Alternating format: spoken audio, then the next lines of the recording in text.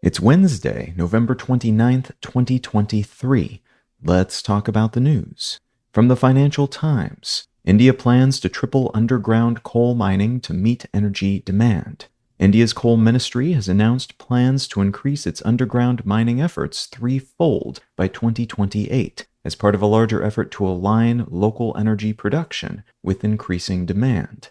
Coal is by far the most polluting and one of the most emitting modern energy sources, but many countries like China and India rely heavily on it to provide energy for their sprawling populations, which are also rapidly becoming richer, which tends to mean more energy demand per person and for the whole of the economy. Ministry representatives claim their approach to increasing production will be less emitting than the surface-level opencast mines that account for 95% of its current production. But that's a contentious claim, as although digging underground is moderately better for local environments compared to stripping the local landscape, it still results in a lot more coal being burned, which is in opposition to global coal phase-down efforts. From Reuters, Biden invokes Cold War-era measure to boost medical supplies. President Biden has announced new efforts to boost investment in U.S.-based medicine and medical supply manufacturing, tying this type of production to national defense efforts.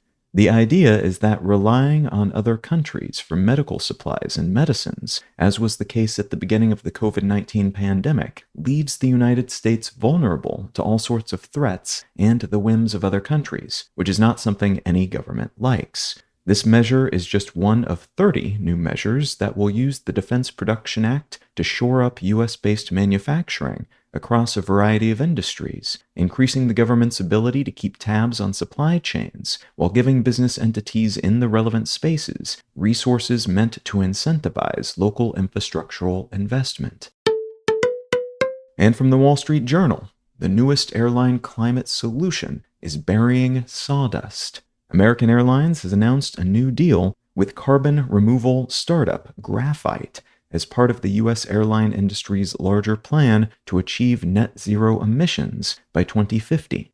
There are many different approaches to soaking up carbon dioxide from the atmosphere, some of which are expensive and energy intensive, like using big fans and filters, but this startup's approach is simpler and cheaper, basically compressing agricultural waste materials that absorb CO2 into bricks, and then sealing them up and burying them, which should keep that CO2 tucked underground forever, with tracer substances in place to make sure there are not any leaks. Like all such efforts at the moment, this one is still in its early days, and there's a chance it will have flaws we don't notice till later. But if it proves effective over time, it could represent an inexpensive alternative to those other pricier options, and a means through which emissions-heavy industries, like airlines, can more affordably pull some of their emissions back out of the air as they struggle to find and implement methods of reducing or preventing those emissions in the first place.